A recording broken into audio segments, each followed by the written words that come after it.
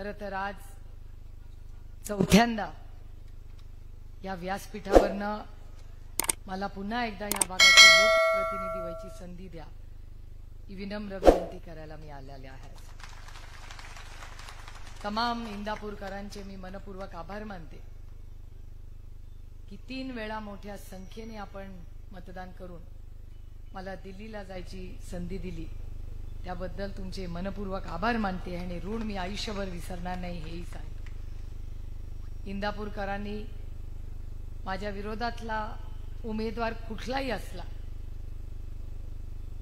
तरी भरभरून माझ्यावर प्रेमही केलं, भरभरून मतदानही केलं आणि बारामती लोकसभा मतदारसंघातले 9 तालुके याच्यात सगळ्यात जास्त गंमत जम्मत आणि आनंदात कुठला दौरा होतो तो इंदापूरमध्ये होतो।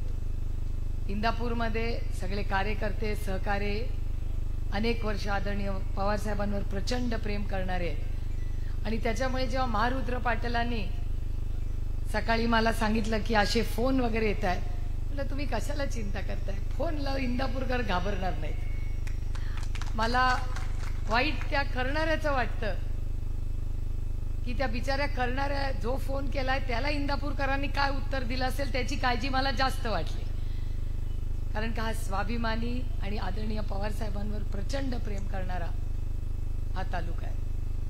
बोरीचे लोक आलेत का नाही मला माहिती नाही, आलेत का? बोरीवाले आहेत सगळे आले। बोरीचं आणि एक वेगळं नातं आहे, सणसरचं आमचं एक वेगळं नातं आहे। प्रत्येक कोपऱ्यामध्ये गावामध्ये काही ना काहीतरी ऋणानं बंध आहेत। म्हणजे तुम्हाला आठवत असेल की बोरीमध्ये जेव्हा अवकाळी पाऊस झाला होता तेव्हा सकाळी 6 वाजता आदरणीय पवार साहेब तिथे पोहोचले होते, हे तुम्हाला सगळ्यांना आठवत असेल। आणि त्याच्यानंतर कोण पोहोचलं तर श्रीनिवास बापू पोहोचले, कारण का बोरीमध्ये सगळ्यात जास्त सगळं त्या भागात शिकल्यामुळे बापूंचे प्रचंड प्रेमाचे मित्र परिवार हा सगळा इंदापूरमध्ये आहे। आज इथे शर्मिला वहिनी आल्यात, त्याही खाली बसल्या आहेत। इंदापूरकरांनी जेवढं प्रेम मला दिलं तेवढंच प्रेम बापूंना आणि शर्मिला वहिनींना आणि राजूदांनाही नंदा वहिनींना दिलं, हेही मी मान्य करते। प्रचंड कुटुंबाचं प्रेम आहे आणि हे काय वैयक्तिक आमचं पवार कुटुंब म्हणून नाही, प्रत्येकाची एक नाती आहे प्रत्येकाबरोबर। या भागाचा अनेक वर्ष आम्ही एकत्र विकास केला, काही राजकीय बदल ह्याच्यात झाले, पण आम्ही कधीही कुठल्याही इलेक्शनमध्ये आमचे वैयक्तिक नाती त्याच्यात कधी कटुता आणली नाही। कधी मी आत्ताच संजय भाऊंना सांगत होते की म्हणलं या इलेक्शनमध्ये काय झालंय कळेन असं झालंय। मी 3 इलेक्शन लढले, मागच्या वेळेस तर कुल कुटुंब माझ्या विरोधात लढलं, पण मी राहुल कुल आणि त्यांच्या बायकोचं मनापासून कौतुकही करते की त्या इलेक्शनमध्ये कधीही पातळी सोडून ना मी त्यांच्यावर टीका आणि त्यांनी तर केलीच नाही माझ्यावर टीका। इतकं सुसंस्कृत इलेक्शन झालं मागच्या वेळेस, 3 वेळा लढले 3ही कॅन्डिडेट्स, पण ह्यावेळेस काय गडबड झाली हे कळत नाही। कालच माझ्यावर टीका झाली कारण का मी रोहित आणि युगेंद्र पवार पहिल्यांदा प्रचार करतायत, आजोबाबा उभे राहिले आहेत, आत्याचा प्रचार करत फिरतायत। फिरता फिरता गावात 2 ठिकाणी त्यांचा रस्ता अडवण्यात आला। आता हा मुलगा लोकशाही पद्धतीने शांततेच्या मार्गाने पक्षाचा प्रचार करतोय, काय चुकलं त्याचं मला सांगा। आणि त्याच्यावर माझ्यावर टीका झाली की यांनी काय मागितलं तर यांनी मुलासाठी सिक्युरिटी मागितली। मला सांगा की तुमच्या घरातली आपल्या घरातली कुठलीही मुलं, आता तुमची मुलं काय माझी मुलं नाहीत, ही मुलं काय माझी नाही आहेत, तर ह्या कुठल्याही मुलावर जर कोणी हल्ला केला, त्याला दमदाटी केली तर त्या आईचा कोण विचार करेल का नाही? शर्मिला वहिनी आल्यात नाही, ते पोराला दमदाटी होत असली तरी टीका करताना इतकी पातळी सोडावी हे काय संस्कार आहेत? एखादा मुलगा युवा पिढीमधला प्रचार अतिशय साध्यापणाने करतोय आणि तुम्ही दमदाटी करणार। आज तर एका चॅनलवर मी बातमी बघितली की पवार साहेबांच्या सभेला जाऊ नका असं लोकांना चाललंय। मला त्यांना सांगायचंय हा इंदापूर तालुका आहे, इथे पवार साहेबांच्यावर प्रेम करणारे लोक इतके आहेत, ते तुमच्या फोनला घाबरणार नाहीत, तुमच्या धमकीला घाबरणार नाहीत। आता तुम्ही तुमचं बघा, कारण का कार्यक्रम इथे होणार नाहीये, कार्यक्रम तुमचा विधानसभेत होईल, याची चिंता तुम्ही करा।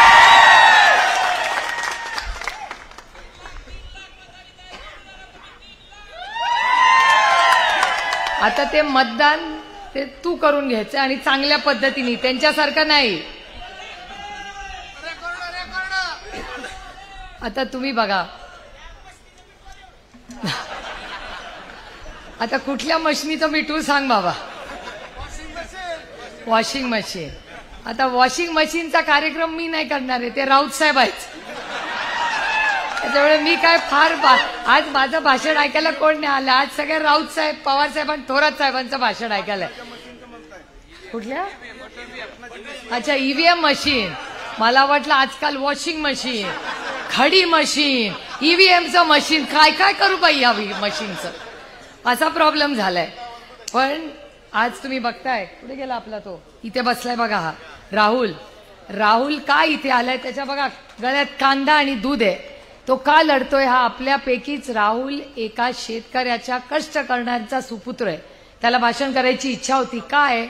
त्याला कांद्याला भाव मिळत नाही, त्याच्या दुधाला भाव मिळत नाही, म्हणून हा मुलगा आज संपूर्ण महाराष्ट्रात रान पेटवत आहे.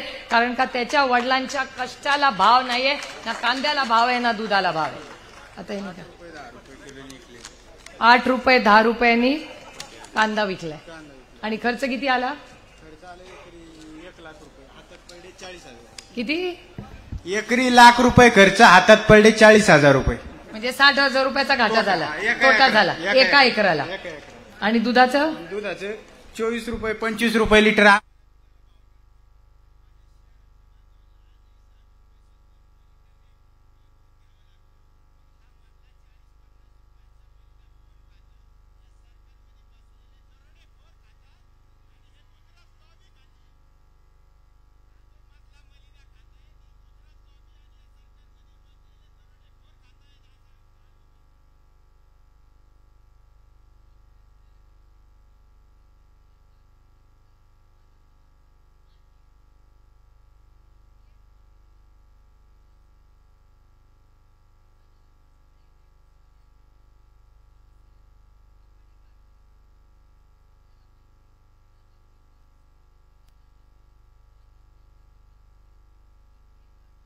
चुकीची इथेनॉल पॉलिसी केल्यामुळे 300 रुपये जे तुमचे हक्काचे होते ते तुम्हाला कमी मिळणार आहेत. कुणाला पैसे मिळणार होते? शेतकऱ्याला मिळणार होते. कमी कोणी केले? केंद्र सरकारने केले. त्याच्यामुळे तुम्हाला निर्णय घ्यायचा आहे की तुम्हाला या सरकार बदलायचं आहे का नाही. मला माहिती आहे इंदापूरकर काय करणार आहे. इंदापूरकर फार हुशार आहेत आणि फार स्वाभिमानी आहेत. त्याच्यामुळे माझा विश्वास आहे की बाकी कोणी काही बोललं तरी ह्या वेळी इंदापूरमध्ये जोरदार ही तुतारी वाजणार आहे, ह्याची मला गॅरंटी आहे. लोकसभेला पण आणि विधानसभेला पण. आणि ही एक नांदी आहे. तुम्ही बघा, लोकांना वाटलं की पक्ष काढून घेतला, चिन्ह काढून घेतलं, आम्ही रडत बसू. आमच्या आजी शारदाबाई पवारांनी आम्हाला काय शिकवलं? रडत बसायचं नाही, लढत बसायचं. आणि ही लढाई या भ्रष्टाचाराच्या आणि अन्यायाच्या विरोधात आहे. त्यामुळे लोक काय काय बोलतायत, माझ्याकडे पण येतात जे तुमच्याकडे येतात ते. मला त्यांना फक्त एवढंच प्रेमाने सांगायचंय की घटस्फोट घेऊन 6 महिने झालेत. त्याच्यामुळे माझ्यावर टीका करताना विचार करून टीका करा. कारण का एकाच ताटात जेवत होतो आणि मलिद्यात मी नाही. त्या मलिद्यात वाटेकरी मी नाहीये. त्याच्यामुळे मी माझ्यावर आरोप करणाऱ्यांना चेतावणी देते, विनंती करते की कुणालाही माझ्यावर जो आरोप करायचा आहे, मी इंदापूरच्या चौकात येते. तुम्ही या तुमच्या सोयीनी, तुम्ही म्हणाल त्या विषयावर चर्चा करू, तुम्ही म्हणाल त्याच्यावर करू. पण विकास झाला का? हो झाला. तो कोणी केला? तर तो महाविकास आघाडीने केला. मंत्रिपद कोणी दिलं? ते काँग्रेस आणि महाविकास आघाडीने केलं. आभार कुणाचे मानायचे? उद्धव ठाकरे, शरद पवार आणि काँग्रेस पक्षाचे आभार माना. कारण का जो जो विकास हा इंदापूरमध्ये झालाय तो काँग्रेसच्या विचारांनीच केलेला आहे. हे सत्य कोणी बदलू शकणार नाही. मला सांगा, वीज कोणी आणली इंदापूरमध्ये? काँग्रेसच्या विचारांनी आणली. शाळा कोणी आणल्या? काँग्रेस विचारांनी आणल्या. कॉलेज कोणी आणली? काँग्रेसनी आणली. बँक कोणी काढली ज्याच्यावर सगळे आहेत? काँग्रेसनी काढली. अहो, हे मोठं ऑफिस आहे ना, ते पण काँग्रेसचंच ऑफिस आहे की नाही? कारखाने कोणी काढले? काँग्रेसनीच काढले. रस्ते कोणाच्या काळात झाले? काँग्रेसच्या काळात झाली आणि मोठे सगळे रस्त्याची कामं झाली ना ती पण काँग्रेस राष्ट्रवादीच्याच काळात झाली, जेव्हा आपल्या इंदापूरकडे लाल दिवा होता. हे लाल दिव्यात इंदापूरचा लाल दिवा कोणी काढून घेतला? भारतीय जनता पक्षाने काढून दिला. आपलं राज्य होतं तेव्हा होता की नाही लाल दिवा? काढून कोणी घेतला? आजच्या सरकारने. करायचं होतं तर आम्हाला द्यायचं एक लाल दिवा इंदापूरकरांना.